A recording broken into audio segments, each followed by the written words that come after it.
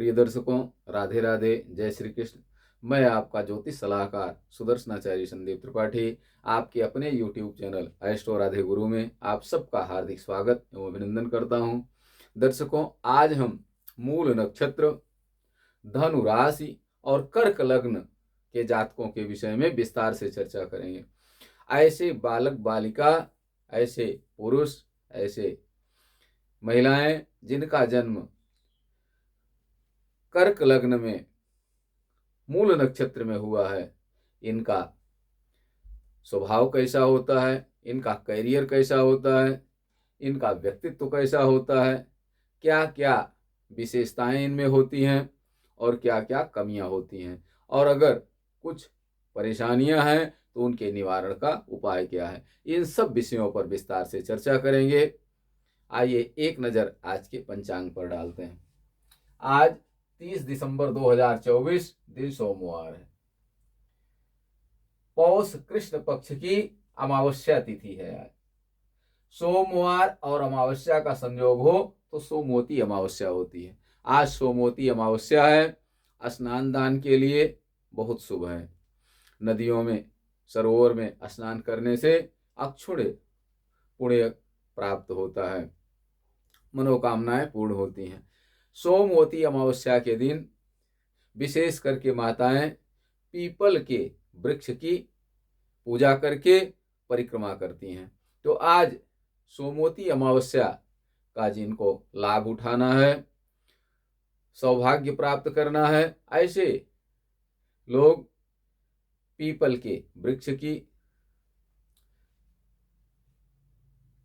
विधिवत पूजा करके हल्दी, रोली, अक्षत, फूल, धूप, दीप, नैवेद्य से पूजा करें विधिवत, और पूजा करके श्री विष्णुवे नमः, श्री विष्णुवे नमः, श्री विष्णुवे नमः मंत्र का जाप करते हुए 108 बार परिक्रमा करें तो सुख सौभाग्य की प्राप्ति होती है, पति की आयु की वृद्धि होती है, हर प्रकार की मनोकामना पूर्ण होती है। तो आज इसका लाभ जरूर उठाएं। आज मूल नक्षत्र है। मूल नक्षत्र रात 12:27 तक रहेगा। वृद्धि योग भद्रा नहीं है। आज राहु काल प्रातः 7 बजे से 9:30 बजे तक रहेगा। कौन कौन से कार्य आज करने के लिए शुभ समय है? सोमवती अमावस्या का स्नान दान, पीपल के वृक्ष की पूजा अर्चना आदि के लिए उत्तम है।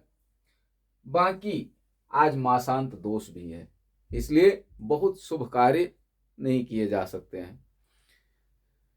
मासांत दोष आप सब जानते हैं कि 30 दिन का महीना होता है हिंदी दिन के अनुसार, और अंग्रेजी कोई 29, कोई 30, कोई 31। तो मासांत संवत के अनुसार, हिंदी महीनों के अनुसार एक माह में 2 पक्ष होते हैं, कृष्ण पक्ष और शुक्ल पक्ष। शुक्ल पक्ष को उजाला पाक कहा जाता है और कृष्ण पक्ष को अंधेरा पाक कहा जाता है।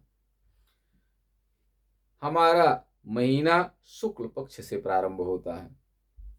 एक प्रतिपदा एक शुक्ल पक्ष से प्रारंभ होती है और 30 कहाँ जाके महीना पूर्ण होता है? अमावस्या के दिन। तो इसलिए मासांत दोष अमावस्या को लगता है। कई प्रमाण हैं शुक्ल पक्ष से गणना के।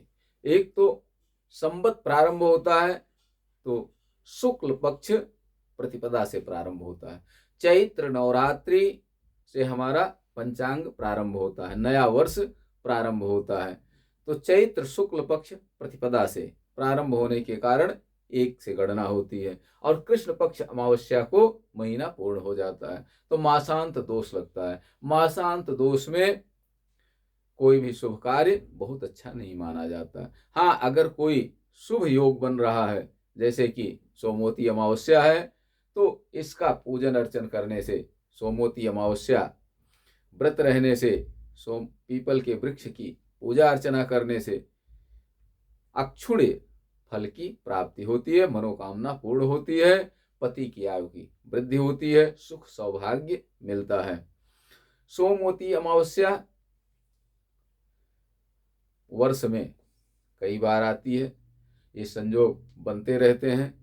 तो आज सोमवती अमावस्या है। यात्रा की हम बात करें तो यात्रा आज पूर्व दिशा की यात्रा करने से बचें। यदि बहुत आवश्यक हो तो यात्रा पर निकलते समय शीशा में, दर्पण में अपना मुख देख करके यात्रा करें तो यात्रा सुखद और मंगलमय होगी। दर्शकों, आज मूल नक्षत्र है। मूल नक्षत्र 6 नक्षत्र, 27 नक्षत्रों में 6 नक्षत्र ऐसे होते हैं जो मूल के होते हैं, जिनमें जन्म लेने पर मूल शांति कराई जाती है, मूल की पूजा कराई जाती है। एक तो स्वयं मूल का नक्षत्र होता है जिसका नाम ही मूल है, और 5 नक्षत्र ऐसे हैं जो मूल के अंतर्गत आते हैं। अश्वनी, आश्लेषा, मघा, ज्येष्ठा, मूल और रेवती, ये 6 नक्षत्र मूल के होते हैं। तो आज मूल नक्षत्र है। आज जिन जातकों का जन्म होगा, बालक बालिकाओं का जन्म होगा, वो मूल में पैदा होंगे। तो ऐसे जातकों का विधिवत मूल शांति जरूर करानी चाहिए। मूल शांति न कराने से जीवन भर परेशानियां बनी रहती हैं। मूल के अगर प्रथम चरण में जन्म हो तो पिता के लिए कष्टकारी होता है, द्वितीय चरण में जन्म हो तो माता के लिए कष्टकारी होता है, और अगर तृतीय चरण में जन्म हो तो स्वयं के लिए कष्टकारी होता है, और अगर चतुर्थ चरण में जन्म हो तो हर प्रकार से सुखदायी होता है। लेकिन दर्शकों, मूल शांति कराने से हर प्रकार से सुखदायी होता है, सुख सौभाग्य की वृद्धि करने वाला होता है। मूल नक्षत्र के स्वामी केतु हैं और मूल नक्षत्र के देवता निऋति हैं। निऋति विनाश और विस्फोट का सूचक। मूल नक्षत्र में जन्म लेने वाले जातक बड़े तेजस्वी होते हैं, बुद्धिमान होते हैं, सुख साधन से संपन्न होते हैं, दाम्पत्य जीवन इनका सुखमय होता है। यदि विद्यार्थी हैं तो पढ़ने में अव्वल होते हैं, एक खोजी स्वभाव के होते हैं, अनुसंधान में इनकी विशेष रुचि होती है।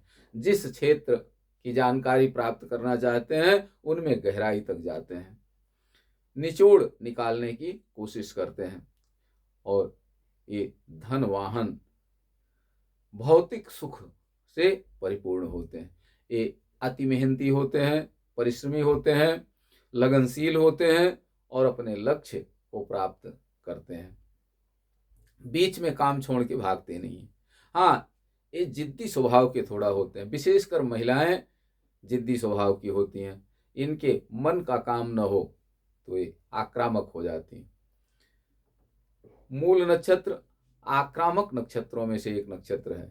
ऐसे जातक अपनी बात मनवाने पर अड़ जाते हैं। अगर इनकी बात न मानी जाए तो ये उग्र हो जाते हैं।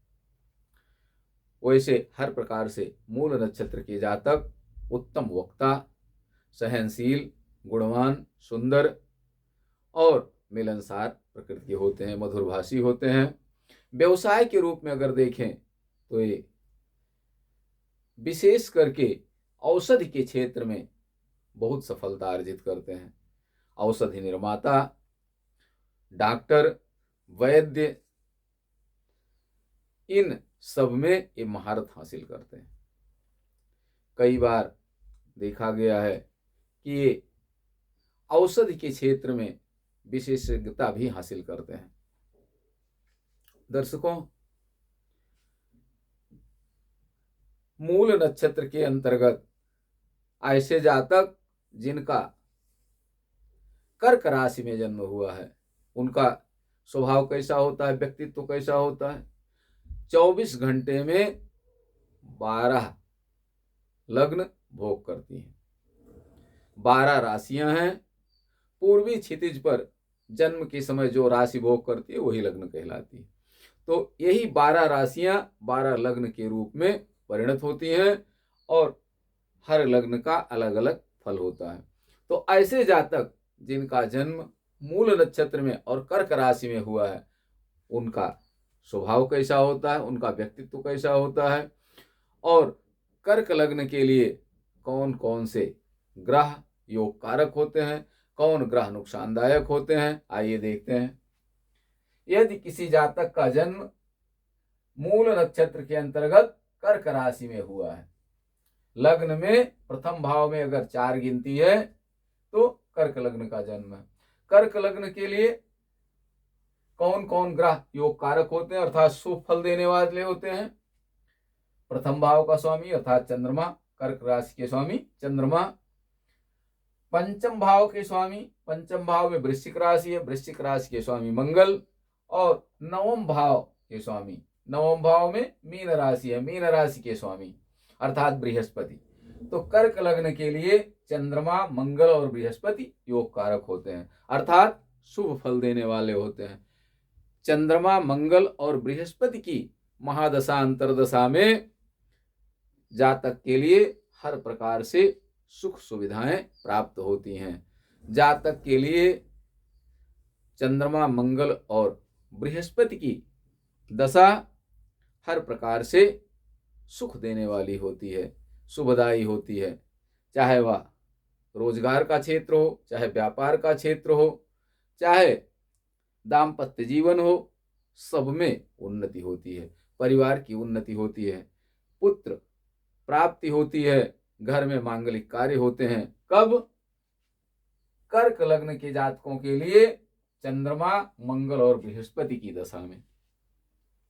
और अगर चंद्रमा, मंगल और बृहस्पति की कुंडली में पोजीशन अच्छी है तो जातक उत्तरोत्तर वृद्धि करता है। कुंडली में पोजीशन अच्छी होने का मतलब है कि चंद्रमा, मंगल और बृहस्पति शुभ स्थान में बैठे हों, शुभ ग्रहों की युति या दृष्टि हो इन पर, या पापक ग्रहों की दृष्टि न हो। अगर 6, 8, 12 में अपने घर में बैठे हुए हैं, स्वगृही होकर बैठे हैं तो भी अच्छा फल देते हैं। पापक ग्रहों की अगर युति और दृष्टि हो, 6, 8, 12 भाव में बैठे हों तो अनिष्टकारी भी हो सकते हैं। स्वभाव के विपरीत कार्य करने लगता है व्यक्ति, चिड़चिड़ा हो जाता है, धर्म भीरू हो जाता है, धर्म से भागने लगता है, कायर और डरपोक हो जाता है। लेकिन अगर यही चंद्रमा, मंगल और बृहस्पति स्वगृही हो, मित्र की राशि में हो, केंद्र या त्रिकोण में हो, शुभ ग्रहों से युक्त दृष्ट हो तो जातक उत्तरोत्तर वृद्धि की ओर जाता है और शीर्ष पद और प्रतिष्ठा प्राप्त करता है। कर्क लग्न के लिए शनि मार्केश होता है, द्वितीयेश और सप्तमेश मार्केश होते हैं। यहाँ द्वितीयेश सूर्य है, सूर्य और चंद्रमा को मार्केश का दोष नहीं लगता, ऐसा शास्त्रों में वर्णन है। लेकिन कुछ न कुछ अगर ये खराब पोजीशन में है, खराब स्थान में है, पापक ग्रह से युक्त दृष्ट है तो इनकी दशा भी विशेष करके स्वास्थ्य के लिए कष्टकारी हो सकती है। सप्तमेश शनि, सप्तमेश भी है, अष्टमेश भी है। कर्क लग्न के लिए शनि सप्तमेश और अष्टमेश होते हैं, पूर्ण मार्केश होते हैं शनि। अगर कुंडली में शनि की पोजीशन खराब है, शनि पापक ग्रह से युक्त दृष्ट हैं, पाप ग्रह की राशि में बैठे हैं, शत्रु की राशि में बैठे हुए हैं, शुभ ग्रहों की युति और दृष्टि नहीं है तो निश्चित रूप से शनि की दशा मृत्युवत कष्ट देने वाली हो सकती है। कर्क लग्न के लिए बुध, शुक्र भी बहुत अच्छा फल नहीं देते हैं क्योंकि बुध द्वादशेश और तृतीयेश हैं और शुक्र चतुर्थेश और एकादशेश हैं।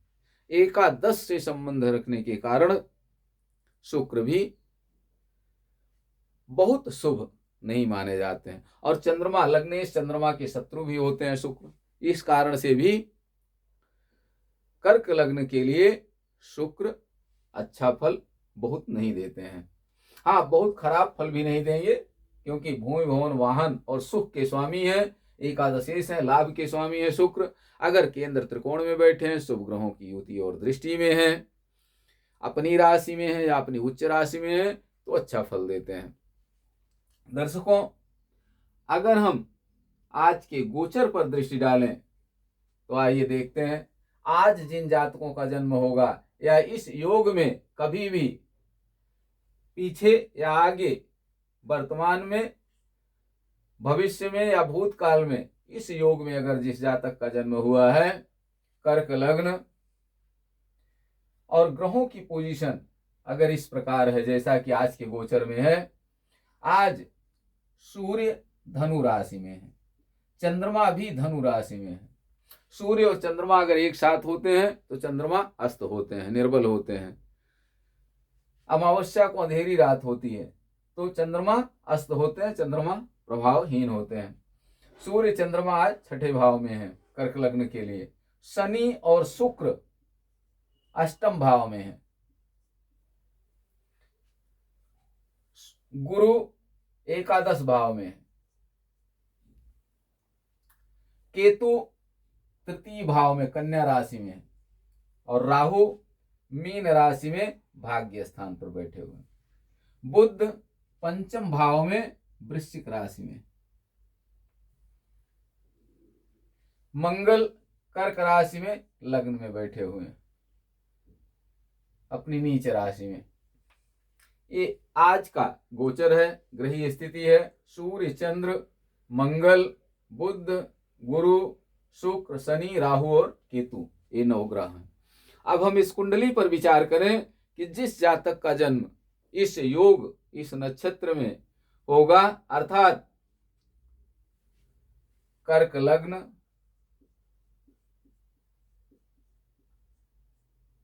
मूल नक्षत्र, और अगर मूल नक्षत्र का जन्म है तो बहुत संभव है कि मूल नक्षत्र का जन्म है तो निश्चित रूप से धनु राशि होगी। राशि कौन सी होगी? धनु राशि। धनु राशि, प्रत्येक राशि में 9 चरण होते हैं। धनु राशि में 4 चरण मूल के, ए यो भाभी।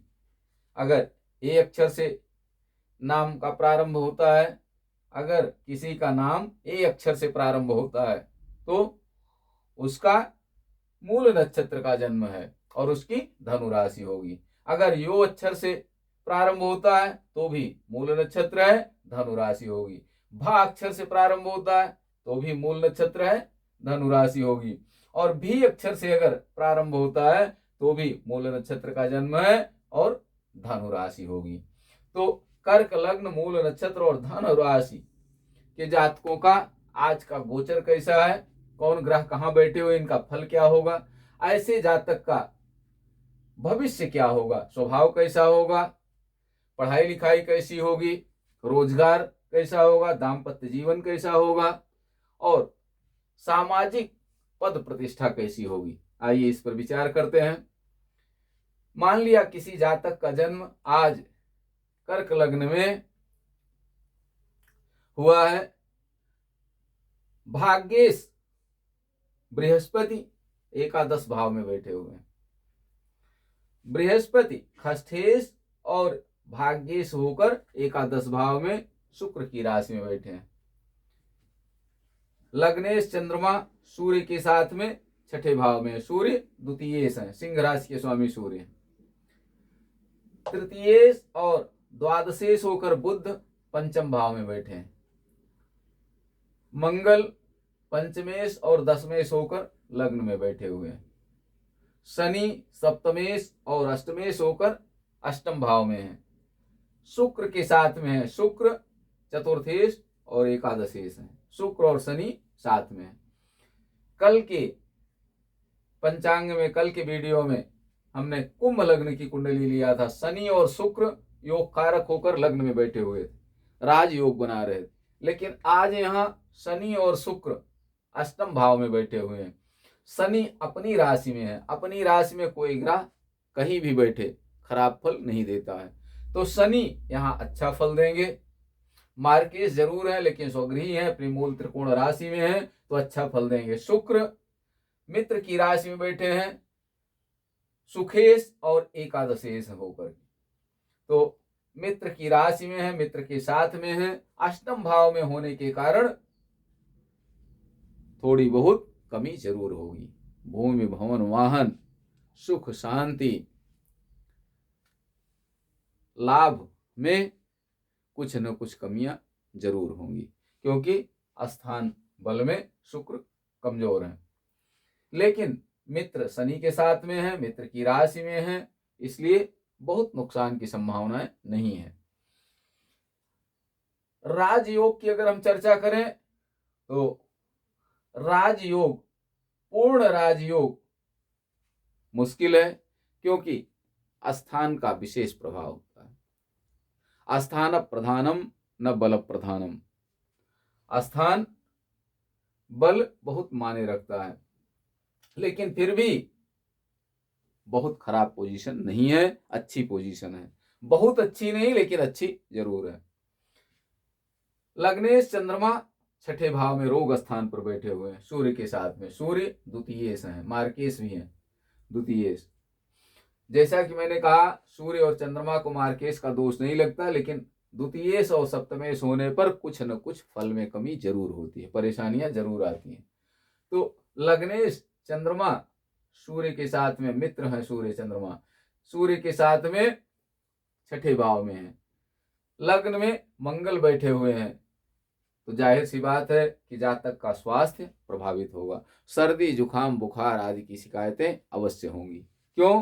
क्योंकि नीच का मंगल लग्न में बैठे हुए हैं। मंगल योग कारक हैं, पंचमेश और दशमेश हैं, शुभ फल देने वाले हैं, लेकिन नीच राशि में अपने होने के कारण बहुत अच्छा फल नहीं देंगे, स्वास्थ्य को जरूर प्रभावित करेंगे, क्योंकि मंगल पापक ग्रह है। चंद्रमा छठे भाव में रोग स्थान पर बैठे हुए हैं, शत्रु स्थान पर बैठे हैं, तो शत्रुओं से भी परेशानी हो सकती है, रोग शरीर में हो सकता है, इसलिए स्वास्थ्य का विशेष ध्यान रखें। स्वास्थ्य संबंधी सावधानियां रखें तो ज्यादा अच्छा होगा। सोमवार ऐसे जातक को, भले ही ये गोचर आज का है, लेकिन जिसका जन्म इस समय होगा उसकी तो पूरी जीवन कुंडली यही होगी, तो ऐसे जातक को सोमवार व्रत रहना चाहिए, हनुमान जी की आराधना करनी चाहिए। ये कुंडली मांगलिक भी है। मंगल अगर किसी की कुंडली में लग्न, चतुर्थ, सप्तम, अष्टम या द्वादश भाव में हो तो कुंडली मांगलिक होती है। तो मांगलिक भी है, लेकिन इसका परिहार भी है। इन्हीं भावों में अगर शनि कहीं बैठा हो तो मांगलिक का परिहार हो जाता है।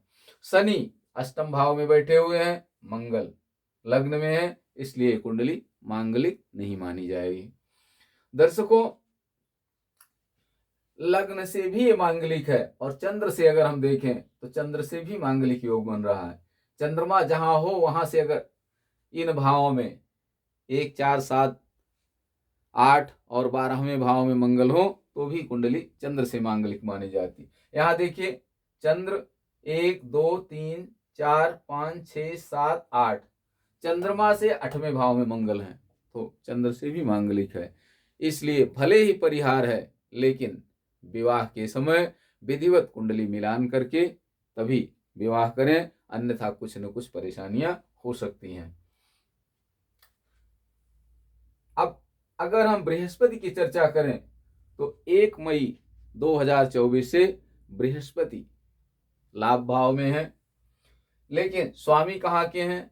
खष्ठेश और भाग्येश। कर्क लग्न के लिए खष्ठेश और भाग्येश होकर लाभ स्थान पर। कर्क लग्न के लिए बृहस्पति अच्छा फल देने वाले हैं, क्योंकि योग कारक हैं कर्क लग्न के लिए। शत्रु राशि में है, खष्ठेश है, तो उसका थोड़ा प्रभाव जरूर रहेगा। लेकिन बृहस्पति की पंचम भाव पर पूर्ण दृष्टि पड़ रही है, विद्या और संतान के भाव पर बृहस्पति की पूर्ण दृष्टि पड़ रही है, इसलिए ऐसा जातक बुद्धिमान होगा, विद्वान होगा और अपनी विद्वता से अपने कुल का नाम रोशन करने वाला होगा।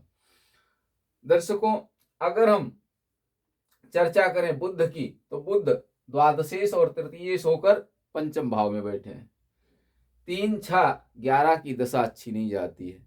बुध बहुत अच्छे नहीं, क्योंकि 12वें भाव के और तृतीय भाव के स्वामी हैं, लेकिन स्थान बल में मजबूत हैं। बुध पंचम भाव में बैठे हुए हैं, बुध पर बृहस्पति की पूर्ण दृष्टि पड़ रही है, ऐसे में बुध भी बहुत खराब फल नहीं देंगे। अगर व्यवसाय की हम चर्चा करें तो ऐसे जातक का व्यवसाय कैसा होगा और व्यापार इनके लिए शुभ होगा या नौकरी करना शुभ होगा। तो अगर हम व्यापार की दृष्टि से देखें तो धनेश और लाभेश की पोजीशन क्या है। धनेश बृहस्पति छठे भाव में है, धनेश द्वितीय सूर्य छठे भाव में है, धनेश सूर्य छठे भाव में लग्नेश चंद्रमा के साथ में है, और लाभेश शुक्र अष्टम भाव में है।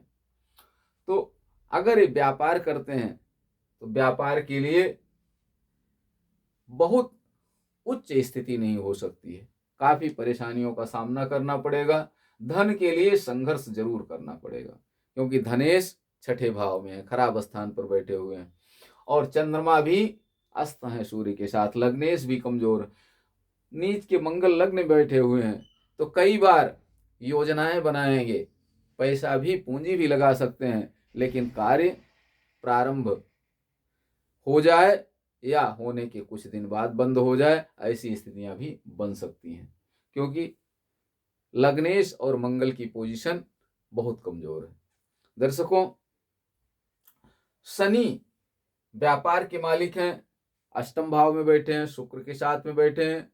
तो जातक उत्तरोत्तर कोशिश करेगा, प्रयास करेगा आगे बढ़ने के लिए, नुकसान फायदा होते होते धीरे धीरे रेज करने की कोशिश करेगा, और बृहस्पति के अनुकूल रहने पर उन्नति भी करेगा, धन धान्य की वृद्धि भी होगी। राहु चमत्कारिक परिवर्तन करेंगे, भाग्य स्थान पर बैठे हुए राहु चमत्कारिक परिवर्तन, अचानक स्थितियां बिल्कुल खराब से अच्छी हो सकती हैं।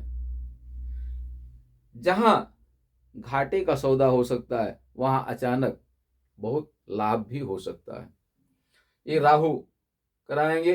केतु निरंतर साहस बनाए रखेंगे, निराश नहीं होने देंगे जातक को, जहां तक हो सकेगा केतु संतुलन बनाने की कोशिश करेंगे, फोर्स देंगे जातक को, जातक में उत्साह का संचार करेंगे और ज्यादातर सफलता की संभावनाएं बनेगी।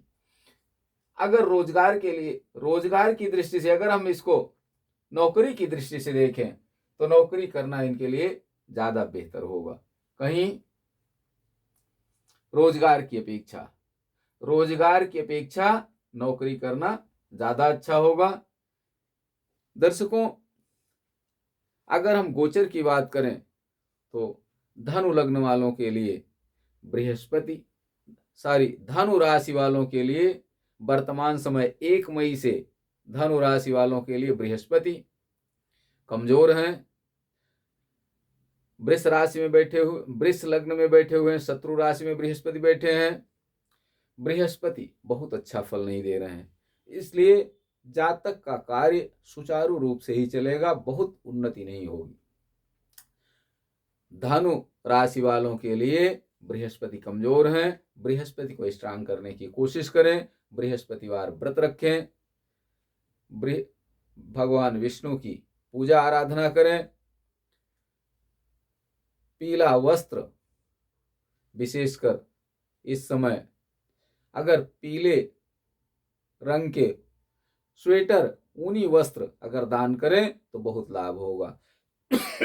ऐसे व्यक्ति जिनकी धनु राशि है, अगर वो विशेष करके बृहस्पतिवार के दिन पीले रंग का वस्त्र, ऊनी वस्त्र दान करते हैं तो बृहस्पति अनुकूल होंगे, सुख शांति की प्राप्ति होगी, मनोकामना पूर्ण होगी।